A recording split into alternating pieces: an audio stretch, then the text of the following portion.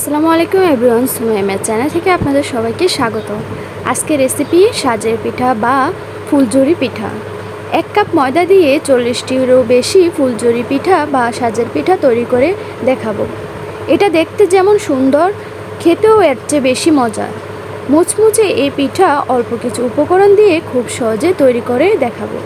তো চলুন বানিয়ে দেখানো যাক। প্রথমে একটা বাটিতে আমি একটা ডিম ভেঙে নিব আর 1.3 কাপ দিয়ে দিব চিনি। চিনিটা আপনারা স্বাদ অনুযায়ী কমিয়ে বা বাড়িয়ে দিতে পারেন। পিঠার চিনিটা ব্যালেন্স করার জন্য 1 চিমটি দিয়ে দিচ্ছি লবণ আর 1.3 কাপ গুঁড়া দুধ। আপনারা চাইলে তরল লিকুইড দুধটাও ব্যবহার করতে পারবেন। এখন সবগুলো উপকরণ একসাথে মিশিয়ে নিব। মিশ্রণটা ঠিক ততক্ষণই নাড়তে হবে যতক্ষণ না চিনিটা না গলছে। চিনিটা যখন গলে যাবে ঠিক ওই পর্যায়ে দিয়ে দেব 1 কাপ ময়দা। আপনারা চাইলে এখানে আটাটাও ব্যবহার করতে পারবেন। 1/2 কাপ দিয়ে দেব চালের গুঁড়া। এটা অপশনাল, আপনারা চাইলে এটা স্কিপও করতে পারেন। তারপর দিয়ে দিচ্ছি 2 টেবিল চামচ কর্নফ্লাওয়ার। এখন দিয়ে দেব 1 কাপ পানি। এখন সবগুলো উপকরণ একসাথে মিশিয়ে নিব। এটাকে এমনভাবে মেশাতে হবে যাতে কোনো রকমের লাম্পস না থাকে।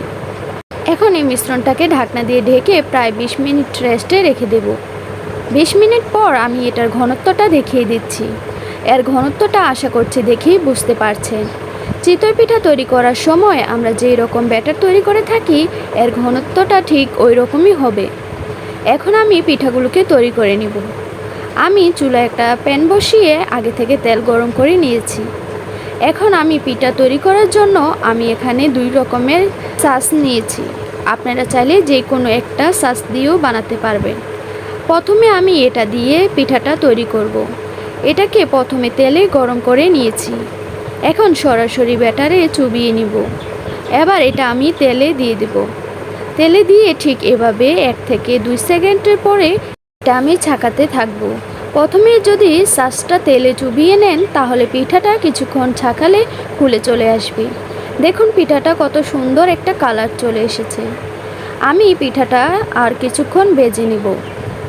পিঠাটা ভাজা হয়ে গেলে পিঠা থেকে এক্সট্রা তেল ছেঁকে তুলে নিব। আশা করি আপনারা দেখেই বুঝতে পারছেন পিঠাগুলো কত সহজভাবে তৈরি করা যায়।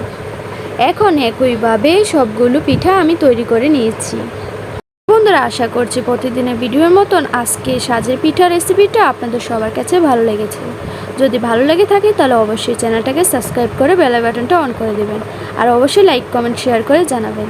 ধন্যবাদ। আসসালামু আলাইকুম রহমতুল্লাহি ওয়া বারাকাতুহু।